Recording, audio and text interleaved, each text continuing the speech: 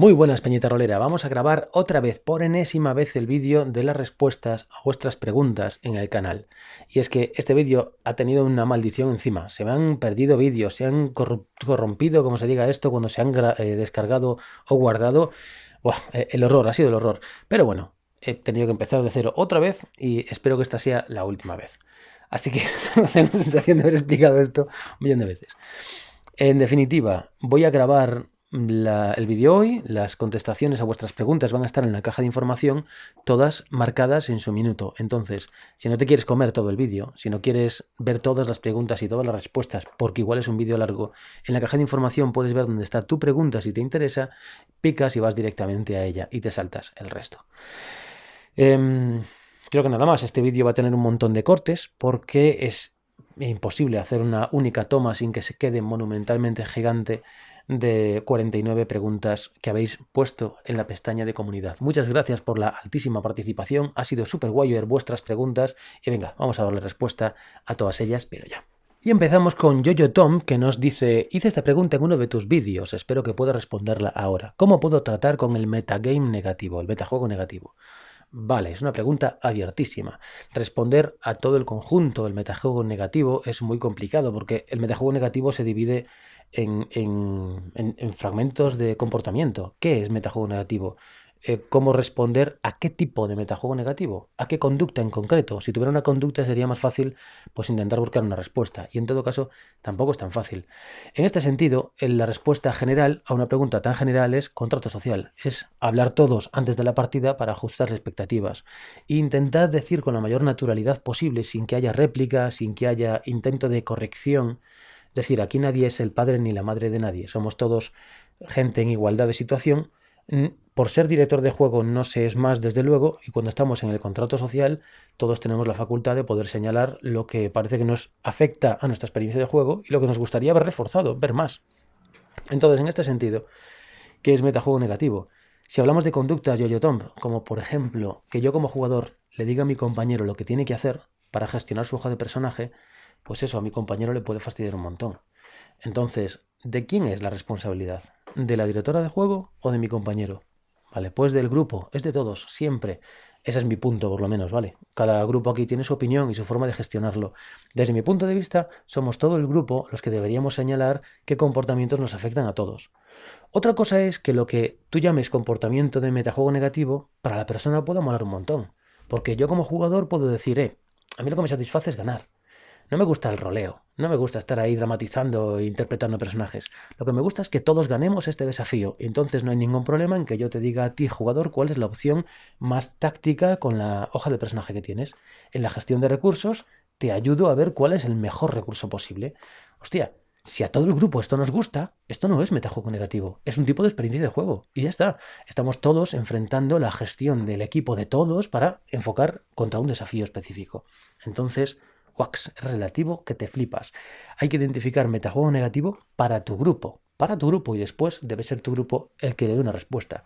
Así que lo siento, no tengo una pregunta, no tengo una contestación específica para una respuesta tan general. Hay un vídeo en concreto que hice del contrato social. Igual te interesa verlo. Pues lo pondré por ahí, a ver si me acuerdo de cómo se ponen estos vídeos, porque siempre fallo, siempre la cago con los enlaces estos. En todo caso, es debate, tío. Es debate sin más.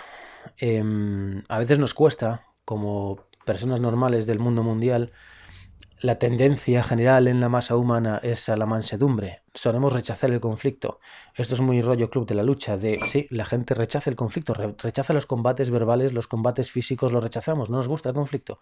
Entonces, muchas veces nos cuesta directamente decir a una persona, me estás jodiendo la experiencia de juego con esta conducta. Pero es muy importante nuestra experiencia de juego, no queremos que nos fastidien nuestras partidas, entonces poco a poco, aunque sea poco a poco, hay que aprender a decirle a la peña en la mesa, hasta aquí, esta historia no me gusta nada, pero nada, nada, nada. Y si conseguimos hacerlo sin que sea una réplica, sin que sea una, ¿cómo se dice? Una regañina, sin que sea algo moralista, pues mejor que mejor. Espero que te valga la respuesta, Yoyo Tom. Tiago Max nos pregunta: hola Sirio, nunca he jugado a rol, pero me gusta verlo. Mi pregunta es, ¿cómo empezaste en el rol?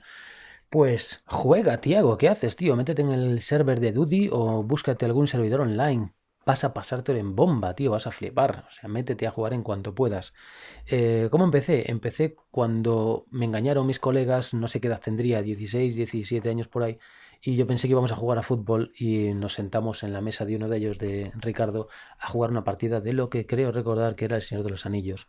Dirigió un colega mío llamado Rubén y tardamos la hostia en hacer personajes, mi enano murió en 0, y después me quedé sentado pues con mi enano muerto mirando cómo jugaban los demás.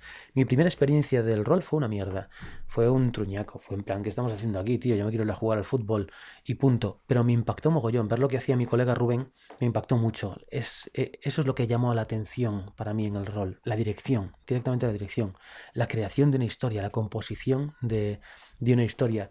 Y me impactó tanto, tanto que al día siguiente, o al siguiente, ya no recuerdo bien, me puse a dibujar mi propia historia en la pared de mi habitación. Entonces sí, mis inicios en el rol, como los de mucha otra peña, no fueron nada guays. No me quedé flipado con la historia, ni mucho menos. De hecho, tuve sensaciones muy contradictorias. Pero mi cabeza no paraba. En aquel momento la imaginación era muy fuerte y de algún modo se canalizó en dirección a la creación de historias, sabiendo hostias, que las historias se creaban entre todos, que no eran historias escritas. Se podían crear historias como si fuesen cuentos. Me quedé alucinado. Todo esto me di cuenta, por supuesto, mucho tiempo más tarde. Espero haberte respondido, Tiago. Un saludo. Ney Esteves nos dice: Sirio, me gustaría saber si tienes consejos para manejar el tiempo interno en un sandbox. Me refiero a cosas como hasta qué punto el mundo se mueve al margen de los PJs, cómo gestionar acontecimientos que, en teoría, suceden simultáneamente en otro lugar al que los PJs han decidido no ir, y si los PJs avanzan despacio en la trama, ¿hacemos que el mundo y el contexto se frenen con ellos? Esto último me lleva al tema del sentimiento de urgencia, del cual también me gustaría escucharte hablar. Y otra pregunta es: ¿cómo puede ser tan máquina? Gracias mil. Vale. Son muchas preguntas, tío. Haces un montón de preguntas. Está genial. Gracias, tío. Gracias por meterle tanta caña. Vamos a ver. Para empezar, manejar el tiempo interno en un sandbox depende de, uno, lo que entiendas como sandbox. Pero bueno, sin meternos ya en definiciones grandes, ni si no vamos a relativizar aquí todas las preguntas. ¿Hasta qué punto el mundo se mueve al margen de los PJs? Depende de ti. Tú puedes elegir las dos cosas, y las dos cosas están bien. Nadie puede venir a decirte cómo se tiene que jugar el sandbox del canon. El canon del sandbox. Esa mierda no existe. Existe en tu grupo de juego. ¿Cuál es tu canon del sandbox? Y aún así puedes cambiarlo con el tiempo. Es decir, puedes hacer que el tiempo vaya más lento y se ajuste a lo que los jugadores hagan, o puedes hacer que el tiempo sea independiente. Y las dos cosas son guays, y las dos cosas están bien. O sea que, ¿hasta qué punto el mundo se mueve al margen de los PJs? Como tú quieras.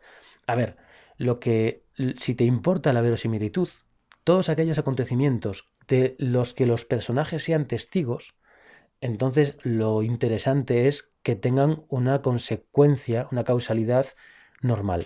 Por ejemplo, si le meten fuego a un pajar al lado de la taberna y después se ponen a hablar y hablar y hablar y hablar y rolean y dices: hostias, llevamos aquí dándole a la lengua un rato. Cuando miren a la derecha, lo normal es que el fuego haya devorado el pajar y esté la taberna en llamas. Si sigue todavía la pequeña masa de fuego, porque tú como director estabas en plan: ay, es que no les quiero cortar el rollo, ay, es que no sé qué, o lo que sea, entonces va a haber una ruptura de la verosimilitud. Va a haber algo que digas: ay, aquí ha habido un comportamiento de la física, se ha ajustado, ¿no?, a los acontecimientos. Bueno, es que incluso eso, si el grupo de juego lo ve bien y os reís todos de ello, etcétera, está bien. Nadie puede venir a decirte qué es lo que está bien o lo que está mal. Ahora, mi consejo es que esa verosimilitud se respete en lo mayor posible. Después, esto es solo porque ellos son testigos. Esa es la clave. En la mayor parte de los acontecimientos, los personajes no son testigos. El único testigo eres tú. Entonces, contra lo que estás luchando es contra tu propia sensación de verosimilitud en los acontecimientos. Tú sabes que el personaje, el maluto, debería haber asesinado al niño a las 5 de la tarde. Pero te gustaría que ellos llegasen justo a tiempo o justo para verle escapar, y entonces estás retrasándolo y retrasándolo, pero el niño fue raptado hace 15 minutos y empiezas a tener la sensación de que estás artificializándolo todo. Eso es, naturaliza tú la sensación. En ese caso de lo que se trata es de convivir con este tipo de sensaciones, que al ser director de juego es muy normal tener que convivir con ellas. Y ya está, y no automachacarte, no tener una sensación del síndrome del impostor adaptada al director de juego. No hay impostura, lo que cuenta aquí es la ficción que ven los personajes. Otra cosa es que tú quieras gestionar acontecimientos simultáneos en distintos lugares. De acuerdo, genera líneas de tiempo. tienes que basarte en ellas. Si tienes un sandbox, tendrás una línea de tiempo que es la de los personajes. Y toda línea de tiempo necesita un momento cero. Ese momento cero tiene que estar claro, cuando ellos llegan a la aldea y entonces lo marcas, llegan a las 11, por ejemplo, al mediodía. Vale, pues sabes que a la 1 tendrán que comer. La ciudad come a la 1, pues tú tienes que marcarte los acontecimientos de la ciudad. En la misma línea de tiempo, no necesariamente. Lo ideal es que hagas líneas de tiempo paralelas, una detrás de otra. Con 3 o 4 líneas de tiempo en un sandbox deberías gestionarte muy bien. Y una línea de tiempo está muy bien que sea la de las consecuencias de los antagonistas. Lo que ocurre en acontecimientos, estén o no estén. A las 8 va a morir el príncipe en el castillo y a las 8 muere. Siempre con flexibilidad, 8 menos cuarto, 8 y cuarto, el asesino puede retrasarse, o sea, da igual, pero más o menos en torno a las 8. Que los jugadores pasan y son las 9 y aún no han llegado, pues igual sencillamente es imposible y se tienen que ajustar a las consecuencias de no haber podido salvar al príncipe en este ejemplo. Si los pejontas avanzan demasiado despacio en la trama, hacemos que el mundo y el contexto se frenen con ellos. Otra vez depende de ti, depende del sabor que tú quieras. Puedes hacerlo y está bien y puedes no hacerlo y también está bien. Lo siento, no hay respuesta correcta, nadie puede venir a decirte cuál es el canon del sandbox, eso no existe. O sea que en tu grupo de juego definiréis poco a poco qué es lo que os mola. Y si lo haces y ajustas el tiempo a la trama, puede que los jugadores decidan no querer saberlo, por no querer saber cuál es el truco del mago y querer vivir la magia. Y punto. Y ya está. Como director de juego tendrás que callarte, cerrar la boca y nunca decir que has ajustado el tiempo a sus escenas. Y está bien, Ney, no hay ninguna respuesta correcta. El sentimiento de urgencia, del cual también me gustaría escucharte hablar. No entiendo a qué te refieres. Supongo que es a cómo imprimir a los personajes de los jugadores la urgencia de que están ocurriendo acontecimientos. Si te refieres a esto, lo mejor es utilizar PNJs. Es que tú interpretes a PNJs que se ven afectados por la urgencia y que puedan transmitir con claridad a los jugadores que existe esa urgencia. Este es uno de mis grandes fallos como director de juego. Muchas veces cuando entrego pistas a los jugadores, las entrego demasiado vacuas, demasiado abstractas, no queda nada claro. Y es porque me gusta que ellos tengan sensación de que la pista la han resuelto ellos y al final como si eso fuese más gratificante. Pero muchas veces es mentira y es un error mío de mi estilo de dirección, que no quiere decir que lo sea tuyo si también lo ejecutas. Esto es que algo que a mí me gustaría mejorar, ¿no? Entonces sí recomiendo que si metes PNJs para meter el sentimiento de urgencia, que quede claro. Por alguna razón ese PNJ sabe que el príncipe está a punto de ser asesinado en el castillo. Y si ellos no son capaces de calcular que tardarán 15 minutos en llegar si deciden ir en burro y que lo mejor es asaltar a los guardias para conseguir caballos, yo qué sé. Lo ideal es que haya un PNJ ahí que se lo diga con claridad, para que ellos lo tengan claro. Para eso está muy bien utilizar a los PNJs.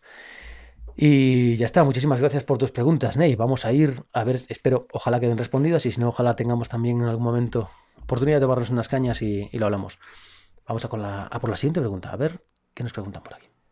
Tesror nos pregunta cómo puedo hacer que los jugadores se encariñen con algo, por ejemplo, un pueblo. Vale, si los jugadores tienen el pueblo en su trasfondo, es fácil, con tal de reforzar los vínculos en torno al pueblo. Si lo que quieres es que los jugadores se encariñen con un pueblo al que acaban de llegar sus personajes, entonces, desde mi experiencia, lo ideal es que en el pueblo ocurran cosas que para ellos sean importantes. Estás buscando emociones, es decir, que se encariñen. Las emociones solamente se pueden alimentar con emociones. Que el pueblo se encariñe de los jugadores. Si consigues eso, automáticamente los jugadores probablemente se encariñen del pueblo. ¿Cómo es así? El pueblo reconoce a los jugadores como sus ayudantes, sus libertadores, como sus protectores, como amantes del pueblo. Aquí tenemos un fenómeno que es, te entrego la llave del pueblo. Vale, pues te entrego la llave del pueblo, con cosas de algún tipo que hagan que el pueblo en sí reconozca a los jugadores como algo importante, como una troupe importante para el pueblo. Y automáticamente tendrás un reflejo. Probablemente en los jugadores el pueblo ya sea importante para ellos. Los sentimientos de admiración suelen tener esta contrapartida. Si no quieres que sea el pueblo como masa crítica quien admire a los jugadores, que haya personajes del pueblo concretos que sí admiren a los jugadores por alguna razón. ¿Cómo te encariñas del pueblo? Pues cuando una mujer o un hombre del pueblo se enamora perdidamente de alguno de los jugadores y se establece algún tipo de vínculo emocional. Haz tú que los PNJs del pueblo abran este camino emocional y tendrás el camino ya hecho para que los jugadores se encariñen con el pueblo. Si hay algún acontecimiento como uno de los jugadores pierde a su personaje y muere, pues que la gente del pueblo haga un funeral que te cagas, porque ese hombre o esa mujer luchó como un héroe por el pueblo y dio su vida por el pueblo y las de Dios. Este sentimiento nacionalista, si aparece de forma efímera porque acaban de llegar al pueblo, hay que reforzarlo de algún modo, que el pueblo se encariñe de los jugadores y tendrás tu contrapartida. Si lo que pasa es que ya está en el trasfondo, lo ideal es que estos vínculos ya vengan dados. Entonces será recordarlos, hacer que estén en partida cada 2 por 3. Pero entendiendo la pregunta, creo que te refieres más al pueblo al que acaban de llegar. Te recomiendo eso. Si tienes contrapartida, es decir, si el pueblo ya defiende a los jugadores, en pueblo en general es muy raro que un pueblo esté unido, ¿no? Tienes a un alcalde, vamos a poner que un alcalde de Brandenburgo, y después tienes a gente que aspira a ser alcalde y que odia al alcalde. Vale, pues si esa gente que odia al alcalde ataca a tus jugadores, que el alcalde y su gente sean los que se muevan para defenderlos. Si los jugadores sienten que han sido defendidos por el pueblo, entonces, ostras, lo más normal es que empiecen a vincularse de algún modo emocionalmente con él. Espero que te valga como respuesta. Terror. Salud. Rafael nos pregunta, yo te lo voy a poner fácil, creo. ¿Cómo harías un combate más divertido o ameno cuando hay múltiples enemigos o un enemigo muy resistente? A veces los combates tienden a alargarse y derivar en repetir demasiado lo mismo. Es verdad. Dice, gracias máquina y viva el rol. ¡Viva el rol! Maldita sea. Es verdad. Muchas veces nuestros combates tienen un pequeño cambio de color, pero en esencia son lo mismo. Más o menos un grupo reducido de asaltantes, para que no sea una barbaridad. 3-4 goblins que nos asaltan, 3-4 bandidos en el pueblo, 3-4 guardias en la ciudad. Más o menos 3-4, el doble del número de nuestros personajes, la misma cantidad, el doble de -2, más o menos. Vale. ¿Cómo hacer que sea divertido? Muchas veces las consecuencias de las acciones... Perdón, lo he enfocado mal. Las consecuencias de nuestras acciones en batalla dependen del sistema de juego. El sistema de juego va a definir cómo se visualiza el daño. Por ejemplo, en Dungeons and Dragons, a no ser que pases de la mitad de los puntos de golpe del personaje, no hay sangre. Entonces, todos esos golpes que damos antes de llegar a la mitad de la vida del personaje, ¿qué son? Esos golpes pueden llegar a ser muy cómicos. Si lo que quieres es que el combate sea divertido, fíjate en cómo hace la cinematografía, la narrativa del cine. Lo que hace es meter en películas épicas de este tipo un montón de golpes que en sí son cómicos. Tú describir esos golpes cómicos como director de juego puede incentivar a que los jugadores también lo hagan. El típico golpe lateral puede ser un golpe con el escudo en toda la cara, que el orco se caiga de culo, que el orco cuando se cae pega un chillido, en fin. Cómo introducir ese color de la diversión es obra tuya, es darle vueltas y pensar en cómo poder crear distintas escenas. ¿Qué me gusta a mí? Me suele gustar meter un escenario enriquecido, que en el escenario haya fuego, haya elementos que se puedan romper, que se puedan atravesar y que hagan todo lo más peliculero posible.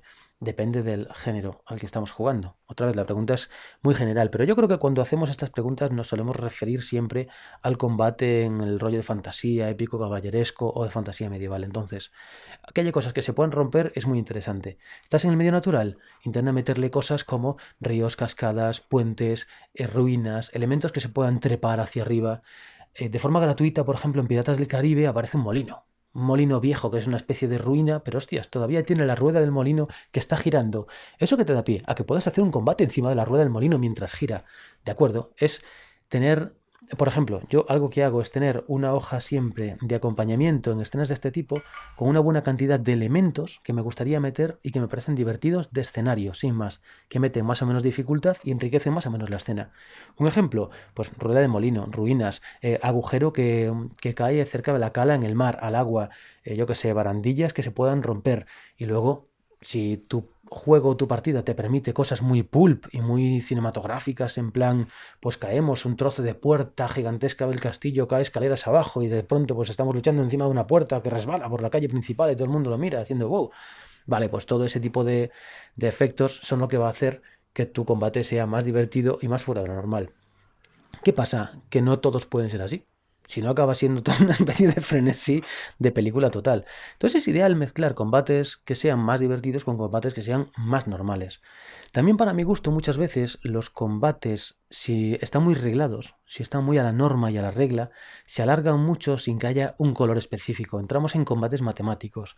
Hay gente a la que le puede gustar esto. Yo tiro, saco tanto, el personaje tiene tanto, se resta tanto, tiras tú. Y ya está. Las descripciones no tienen tanto impacto. La ficción no tiene tanto impacto porque lo que reina ahí es el sistema matemático. Bueno, ahí yo no sé muy bien cómo hacer que sea más entretenido. Supongo que si todos dominamos el sistema, cuanto más lo dominemos, más disfrutaremos con el sistema y más entretenido será. ¿Cómo mejorarlo ahí? pon resúmenes de reglas encima de la mesa. Si alguien no domina el sistema, que él mismo pueda consultar en su propio micro resumen de reglas qué es lo que hace. A mí esto de los micro resúmenes de reglas para los combates me parece súper guay. Yo siempre tengo, en las jornadas de rol a las que voy, siempre entrego a mis jugadores en mesa un resumen bastante completo, un pedazo de resumen, para que, a no ser que el sistema, estos Dungeons and Dragons, por ejemplo, si el sistema es muy complicado, lo entrego. Aunque sea Fate, yo entrego un resumen del sistema. Aunque sea un sistema, yo que sé, un PBTA sencillo, que ya lo tienen en las hojas, les entrego todavía un resumen mejor, más pequeñito y más compacto, para que sepan cómo manejarse. Porque una de las cosas que fastidia la diversión en el combate es estar completamente desorientado con el sistema de juego. Entonces, cuanto más orientados tengo el sistema, mejor. Y después es todo cuestión de meterle color. Está guay que el color tenga un impacto en el sistema. Si están todos, pero claro, equilibrado, están luchando encima de esta puerta hipotética de castillo que cae y resbala por la calle abajo, y ahí tenemos un combate frenético, yo y un personaje que dices, uno muy resistente. Vale, pues en este caso los dos tenemos la misma dificultad por la inestabilidad, seguimos combatiendo igual. Es como están equilibradas nuestras dificultades, ¿no? Y ya está. Yo creo que cuando los combates tienden a alargarse, hay que, para mi experiencia y desde mi punto de vista, hay que separar muy claramente a los personajes sin valor, los PNJs fulleros, la masilla de los personajes que ofrecen un desafío interesante, y las masillas que desaparezcan de escena en cuanto reciben 1, 2, 3 impactos y fuera. Y desaparecer de escena, si nos fijamos en las películas de acción, desaparecer de escena es algo gratuito conforme el personaje avanza. El dilema es que el personaje esté clavado en un sitio. Si el personaje está clavado y está luchando contra todo lo que viene, es muy difícil que el masilla desaparezca de escena, a no ser que quede noqueado. Pues noquéalos. Noquéalos y que vayan haciendo montañas de masillas. En fin, espero haberte valido de algo en esta respuesta. Yo creo que aquí la cuestión es meterle color. A ver, también es cierto que el color lucha contra el progreso. Cuanto más color le metemos, más lento se hace todo. Nos pasa como con el sistema. Si hemos naturalizado nuestra forma de meterle color a la partida, meterle color será rápido y el frenesí que estamos haciendo será rápido. No se me ocurre otro consejo o otra respuesta a esta pregunta. Dominar el sistema y meterle el mayor color posible para que el escenario que nos rodea sea lo más divertido posible. Espero haberte ayudado, Rafael, y gracias. Salud. David Kairos nos dice los 3 principios del buen director de juego, o el decálogo del narrador del rol, o los 5 consejos que todo buen Dungeon Master debería tener en cuenta. Creo que me vas entendiendo. Las 3 opciones. O sea, al final aquí serían 18 puntos divididos en 3 grupos. Bueno, yo me voy a quedar con los 5 consejos que todo buen Dungeon Master debería tener en cuenta, desde mi punto de vista. De todas formas, lo del decálogo del narrador del rol mola mogollón, así que igual hago algún vídeo considerando esos 10 puntos que me parezcan más interesantes. En este caso, 5 consejos que me parecen fundamentales para cualquier Dungeon Master. No Dungeon Master, cualquier director o directora de juego que quiera tener 5 puntos de referencia. Para mí, los óptimos serían: 1, el contrato social. El contrato social, la mayor parte de la peña parece que se lo toma a cachondeo. Mucha otra gente lo hace sin darse cuenta de que está haciendo contrato social, porque lo tienen naturalizado. Óptimo. Pero ayuda tanto a equilibrar las expectativas, saber que nos está molestando, a solucionar problemas de persona a persona que pueden aumentar mucho con la intensidad de las partidas, las emociones y las importancias de todo, ¿no? Personajes y demás. Wow, a ajustar las experiencias de juego. ¿A qué estás jugando tú? ¿A qué estoy jugando yo? Vale, pues igual hay un choque porque no queremos jugar a lo mismo, y gracias al contrato social, a sus términos, a cómo emplearlo y demás, pues todo esto se puede solucionar. Ojalá solucionar los problemas antes de que surjan. Eso nos haría ser jugadores y jugadoras muy efectivos, dinámicos, y tratar con mucho más cariño a la gente con la que compartimos hobby. Como segundo consejo, divide la partida que estés diseñando, divídela en escenas. Utiliza la escena como unidad de información. Que tu trabajo mínimo sea siempre en escenas. Esto te va a ayudar a organizar la partida tal y como tú la estés planteando cuando estás solo en tu casa. Tengo una partida, estoy diseñando mi historia, sea lo que sea sandbox, high roll o lo que sea, divídelo en escenas. ¿Cómo se llega a cada escena? ¿Cómo se sale de cada escena? ¿Para qué vale cada escena? ¿Quién está en esa escena? Todo lo que tú puedas trabajar, trabájalo por escenas. Yo, esto si me lo hubieran dicho hace años, habría pegado un cambio, pero potente en mi forma de dirigir. Porque muchas veces no sabemos cómo organizar el trabajo cuando estamos diseñando una aventura. Y diseñar en escenas para mí es lo más divertido y lo más práctico. El tercero sería ensaya. Esto es muy del teatro, pero sí, ensaya. Ensaya los puntos que tú sepas que te van a resultar más conflictivos. ¿Cómo le voy a describir a los jugadores cómo sale ese dragón de tierra del lodo del pantano? ¿Y cómo es el dragón? Vale, ¿qué puntos me interesa a mí destacar del dragón? Esos inmensos cuervos de ciervo que tienen pigmentación iridiscente de color azul, lo que sea. Ensáyalo. ¿Qué te va a gastar de tu vida? ¿10 minutos? ¿3 minutos? ¿Ensayar descripciones al aire? Háblale a la pared, háblale a quien sea, háblale a tu cuarto, háblale a tu almohada, no importa. Ensaya. Si tienes a personajes que dices, ¡guau! Este PNJ me va a costar, tío, es el rey, quiero que sea malvado, tiene contradicciones internas, además es, es malvado, sí, pero él cree que hace lo justo. Ensaya, coge al PNJ y ensaya cómo le va a hablar a los jugadores. Coge los personajes que te parezcan interesantes, PNJs interesantes, y ponlos en situaciones cotidianas. Es un rey, sí, pero malvado, sí, sí, Vale, y cuando está cazando en el bosque, cuando le da un apretón, se va a cagar, ¿y qué pasa? Va, imagínate, desplaza al personaje y ponlo en una situación cotidiana y ridícula para naturalizarlo, para humanizarlo, o hacer de ese personaje tan raro, pues en el momento en que tienes escenas ordinarias o cotidianas, es mucho más fácil extraer de él diálogos o emociones para poder después tenerlas en escena con los personajes. Yo ensayo mogollón. Antes ensayaba mucho más, ahora ensayo menos, pero ensayo mucho. Yo en particular aprovecho las distancias que tengo para ir a trabajar en el coche y voy a mi puñetera bola ensayando personajes y descripciones de escenas. El cuarto punto, que diría como consejo, como 5 consejos, el cuarto sería domina el sistema. Domina el sistema lo mejor posible, porque te va a dar seguridad a la hora de gestionar los acontecimientos. Pero ojo, dominar el sistema muchas veces se puede resumir en hacer chuletas. No tienes por qué tener toda la cabeza llena de todas las tablas de RuneQuest. Consultar las tablas y consultar el libro forma parte de la experiencia y hay que naturalizarlo. No tienes que ser el matemático, que sabe 16, 5. No hace falta. Esto es un hobby y tiene que ser divertido, aunque sea exigente, divertido. Sobre todo divertido. Entonces, dominar el sistema mola. El dominar el sistema puede ser también ayuda a tus compañeros a dominar el sistema. Es decir, que no se acomoden en que tú siempre vas a solucionar la papeleta. Entregar resúmenes es algo muy guay. Antes ya enseñé por ahí pues una tabla de un resumen de director de juego. Este es el mismo resumen de director de juego. Entrégaselo a tus compañeros. Hacer chuletas de este tipo para el sistema está guay. Para la ambientación también. Si sabes que vas a jugar una partida con pues términos complejos sobre astrofísica, hazte un breve cuadro con 7 o 10 palabras. Te va a ayudar un montón a interpretar PNJs para darle cada 2x3 el toque de sabor que quieres a la partida, ¿no? Entonces sí, domina el sistema. Cede parte del sistema. Está muy bien que tengas un dominio muy interesante del sistema, pero si hay alguien que es mejor que tú dominando el sistema, demonios, déjale que también lo diga y te corrija y tú consúltale y naturalicemos la consulta del sistema y etcétera. Y el quinto consejo, te diría experimenta. Prueba cosas, experimenta y selecciona. Hay un montón de consejos como los que suelto en este canal y consejos que vienen en otros libros, consejos que salen cuando compartes con otras directoras de juego, directores, y estáis charlando sin más de cómo lo hace uno, cómo lo hace otro.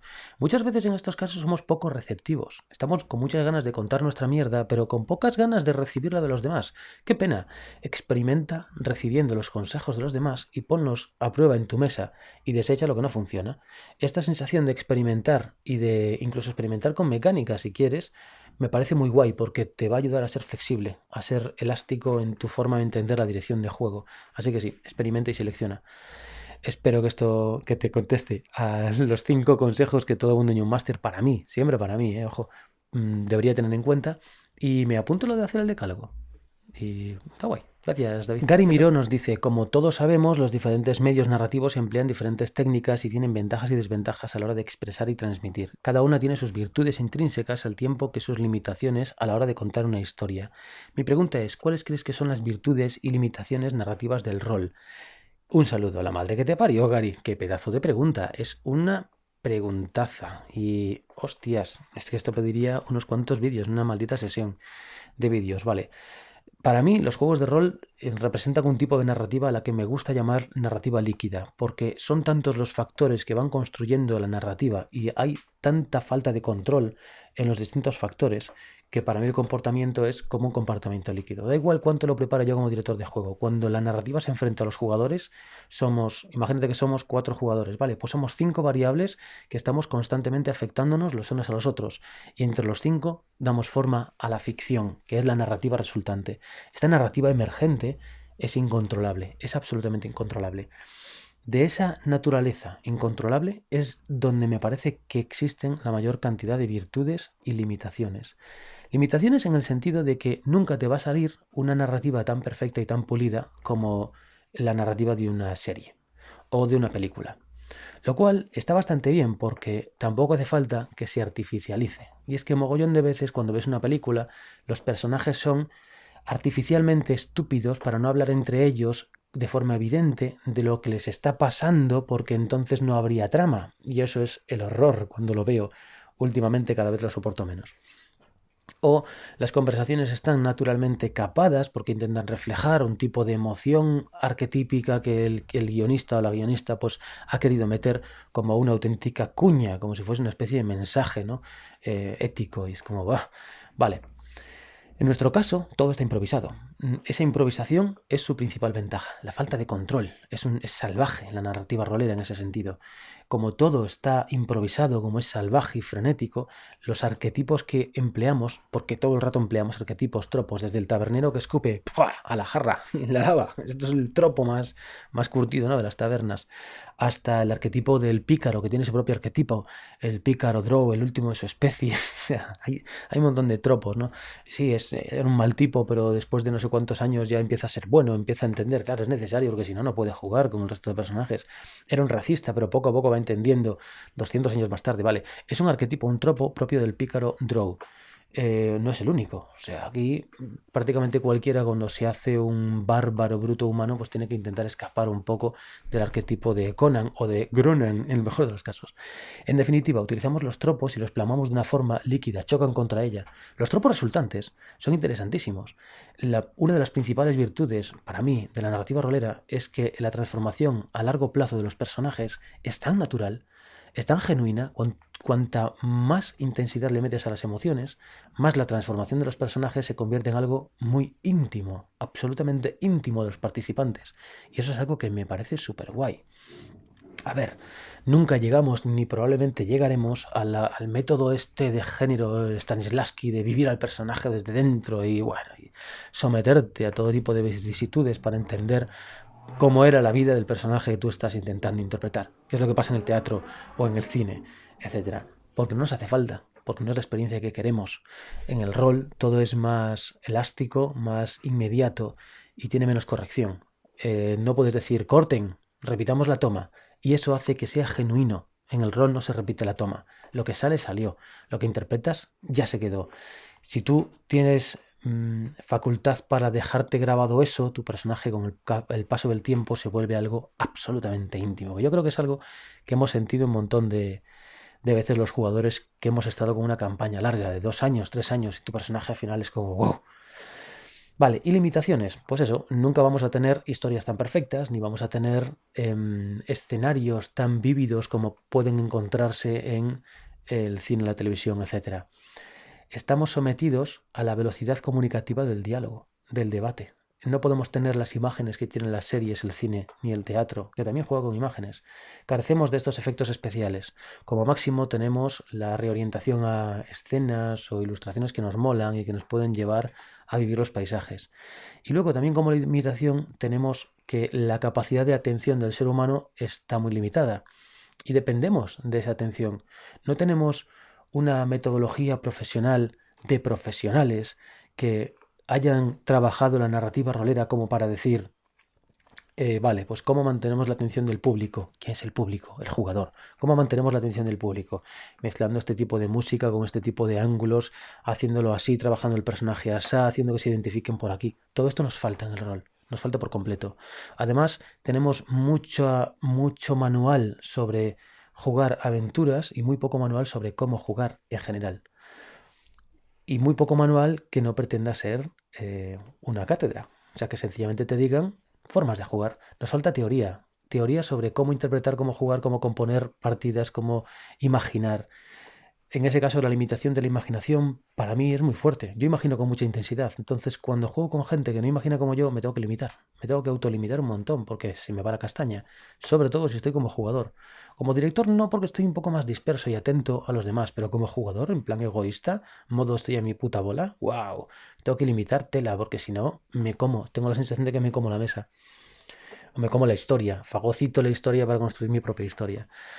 Entonces, bueno, limitaciones, nuestra capacidad de verbalizar. Por eso es muy interesante fomentar el uso para directores de juegos, si les mola, ¿eh? Todo esto no es nada necesario, esto todo es algo que solamente hace el grupo de juegos si le apetece.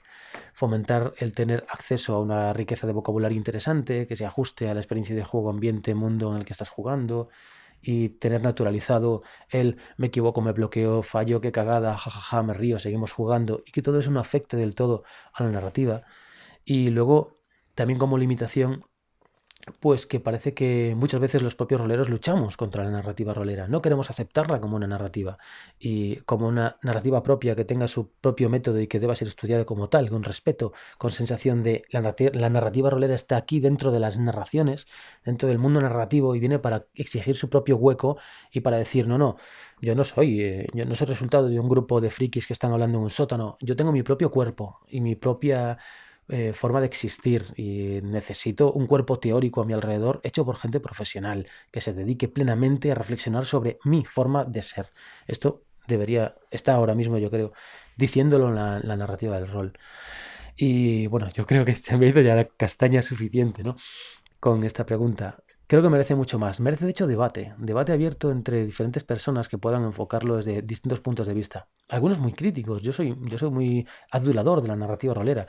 Merece la pena que haya gente crítica que vaya a hierro contra este tipo de ideas, que no contra las personas, contra las ideas. Y bueno, ya está. Creo que, para resumirme, las virtudes para mí es lo salvaje, lo impredecible, la transformación de los tropos. Es una máquina de masticar tropos. Tú metes un arquetipo en la narrativa rolera y la narrativa lo despedaza hasta que sale un tipo de un arquetipo resultante que no se parece en nada al original, y eso es muy molón. Esto no pasa solo con arquetipos de personajes, también con escenas, con arcos argumentales. Se retuercen y se retuercen de forma que no parece en absoluto lo que le pasa al cine, a las series, ni al teatro, ni hostias en vinagre. Es algo propio del rol. Y como limitación, está limitada la velocidad de nuestro lenguaje, la capacidad de transmitir ideas, la capacidad de atención de la gente, que con una mesa en 2 horas pues se reduce la atención, la narrativa se resiente, etcétera. Y que lo visual pues carece mucho de la potencia de lo visual, ¿no? Y eso es algo que el resto sí tienen a su disposición y el rol en un principio no lo tiene todavía. Hasta que la tecnología nos lo permita. Espero que te haya valido de algo la respuesta, Gary. Un saludo, tío. Héctor ORP nos dice: buenas noches, Sirio, no sé si llego a tiempo, pero por si acaso dejo mi pregunta por aquí. ¿Hay alguna forma de unir y formar lazos en un grupo que a priori no parece que tengan los mismos objetivos ni intereses, ya sea desde la visión del jugador como desde el director de juego? Muchas gracias. Vale, si el grupo no está unido, entonces ¿por qué están jugando juntos? ¿Estás haciendo un sandbox? Aquí tienes dos formas de establecer lazos entre personajes. Una de ellas son sus trasfondos y otra de ellas son los vínculos que emergen del escenario. Los vínculos que emergen del escenario pueden ser tener el mismo enemigo en común, aunque ellos tengan historias distintas. O pueden ser que se vean sometidos a la misma situación. Estamos todos atrapados debajo de un túnel, el túnel se está inundando y todos tenemos que salir.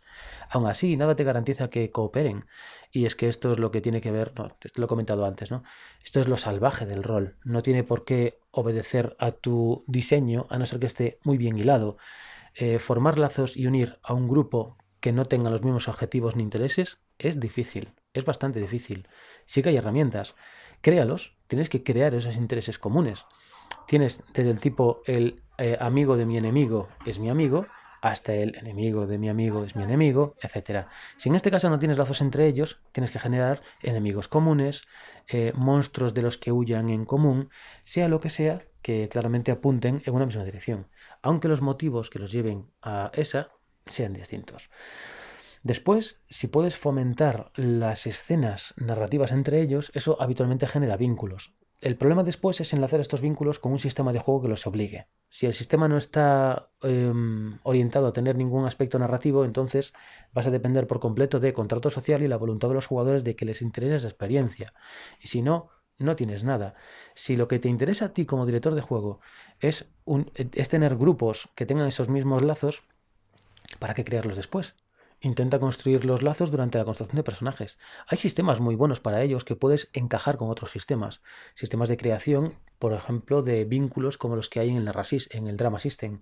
Vínculos del rollo de que nos conocemos, pero yo qué te debo a ti, qué esperas de mí, por qué no te lo puedo ofrecer y cosas por el estilo. Hay sistemas de construcción de vínculos en base a momentos de la vida. Pues aunque ahora mismo no nos acordemos, en la infancia sí no nos conocíamos y cuando estemos juntos y nos demos cuenta, pues ese vínculo saldrá y establecerá un lazo. No sé si esto te responde de algún modo a tu pregunta. Ya te digo que es difícil, es complicado. Si no tienen los mismos objetivos ni intereses, la pregunta es ¿qué demonios hacen juntos? ¿A qué estás jugando con ellos? Si no, lo que mola también, desde mi punto, es premiar que existan esos vínculos. Muchas veces somos gente muy sencilla en el sentido de, tenemos una psicología de juego muy de premio y consecuencia. Si premias las actitudes que deseas que aparezcan como experiencia de juego, los jugadores las tendrán. Tú puedes directamente decirle a los jugadores, vale, pero yo os doy pues 50 puntos de experiencia cada vez que creéis un vínculo entre vosotros. Y ya está. No necesariamente van a tener sus personajes en trasfondo de historia un objetivo ni un interés común, pero como jugadores sí tienen un objetivo, que es tener puntos de experiencia. Y si para ello, pues tú lo que tienen que hacer es establecer vínculos, lo establecerán. Si te vale para algo, puedes utilizar cualquiera de estos dos aspectos, crearlos o premiarlos, bien sea con puntos de experiencia o con encuentros, que es otra forma interesante de premiar a los jugadores en la ficción. Espero haberte respondido y muchas gracias por el comentario, Héctor. Jesús Trisnado nos dice, buenas Sirio, mi duda es cómo convencerías a alguien que no tiene ni idea de lo que es el rol a jugarlo. Vale, el término convencer aquí me resulta un tanto oscuro. Yo nunca convencería a alguien para jugar a rol. Si quiere jugar guay y si no quiere jugar guay también. Y ya está, no me rayaría. Ahora, si la idea es, si esta persona tiene un prejuicio o algo por el estilo, lo primero, joder, es que soy muy relativo en las respuestas, lo siento, es ¿qué tipo de rol quieres ofrecerle? ¿Cómo es el rol al que estás jugando tú? ¿Es un rol narrativo? ¿Es un rol táctico? ¿Es un rol old school? ¿Es un rol más pues, de juegos muy narrativos, modernos o experimentales? Depende de cuál tipo de partida quieras jugar, le puedes ofrecer una definición u otra. Luego, si ya la persona quiere jugar o no, ¡buah!, es cosa suya. Yo creo que todos tenemos más o menos un tipo de experiencia que nos gusta. Por ejemplo, la fantasía de poder y el crecimiento de niveles. Yo quiero que mi personaje sea más poderoso, más poderoso, más poderoso y se enfrente cada vez a enemigos más tronchos hasta que al final salve el mundo. Experiencia de fantasía de poder que te flipas. Si la persona a la que quieres convencer le gusta ese tipo de experiencia y tú eres flexible como para dirigir cualquier tipo de partida, éntrale por ahí. Si sabes que es un fan de Star Wars, haz partidas de Star Wars. Si sabes que es un fan del misterio, el terror o no sé qué, haz partidas de terror. Enfócalo a la experiencia de juego de ese personaje, de la persona, perdón. Si no, no tengo muy claro cómo responder a esa pregunta. Espero que esta respuesta te haya valido para algo, Jesús. Gracias por comentar. Juan Manuel Cortés nos dice consejos o técnicas para generar situaciones que fomenten formar dinámicas de grupo. Soy un máster primerizo con jugadores primerizos también. Un abrazo, genio. Pues un abrazo enorme, Juan Manuel. La pregunta que antes no es baladí. ¿Cómo conseguir que se generen estas dinámicas de grupo? Vale, entendemos como dinámica de grupo a trabajar unidos, a sentir sinergia, que cada uno más o menos sienta que su personaje está unido a los demás y a la compenetración y coordinación. Por una parte, y metajuego. Es decir, ya hay dinámica de grupo cuando dices yo el bárbaro, yo el arquero. Nos estamos compenetrando. En esta compenetración yo estoy reconociendo tu papel como arquero, entonces no me voy a meter. Mi bárbaro no va a intentar coger un arco y disparar, porque para eso ya estás tú.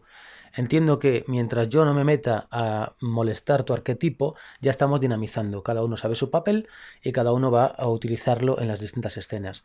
Pero más allá de esto, ¿cómo generar más dinámicas? Cuando todos trabajan unidos para un objetivo, estamos consiguiendo esa dinámica. Entonces, está muy bien que tú diseñes las escenas dándole a cada uno el papel necesario. Si en tu escena hay un arquero, pues tú pongo un objetivo a distancia. Si uno de tus personajes es un bárbaro, ponle dos brutos para luchar en una taberna. Haz que las escenas sean coordinadas y que ellos tengan sensación de yo he cumplido mi papel. Si sois jugadores primerizos y tú, director de juego primerizo, para mí es muy interesante siempre que los jugadores se identifiquen con sus personajes, que los vean válidos y efectivos. Entonces empieza poniendo retos de muy poco nivel. Si los jugadores son el grupo de aventureros y de héroes, a ver, no sé a qué juego estáis jugando, no sé qué sistema estáis empleando, entonces estoy, como en muchas otras preguntas, respondiendo ciegas. Pero asumiendo que la mayor parte de los casos es Dungeons and Dragons, Pathfinder o algo por el estilo, donde vamos a la aventura, fantasía clásica, épica, pulp, todos somos protagonistas, somos efectivos haciendo lo que hacemos. Entonces, ponles al principio o entre medias de las grandes aventuras una buena cantidad de retos de poco nivel. Luchan contra los brutos de taberna y les ganan, y les pegan una paliza, porque ellos son los protas. En este caso, esta sensación de éxito conjunto colaborativo genera una dinámica de grupo muy buena. Todos nos apoyamos en todos. Empezamos a generar recuerdos. ¿Recuerdas a aquel idiota en la taberna que te llamó bárbaro desdentado? ¡Ja! ¡Qué paliza le dimos! ¡Ja, ja, ja, ja, ja, ja! Ja. Vale, otra cosa que genera una gran sensación de unión o de dinámica es que los trasfondos se puedan fundir y cada uno conozca los secretos de los demás. Yo sé que a ti te da miedo el fuego, yo sé que a ti te pues vomitas y comes carne de cabra, yo sé que si hablo de los padres es chungo porque tú tienes un trauma, cualquier cosa por el estilo que haga que unos conozcan las debilidades de los demás y aún conociendo las debilidades siguen trabajando en grupo y unidos. Esto mola mogollón porque genera un despliegue de trasfondo.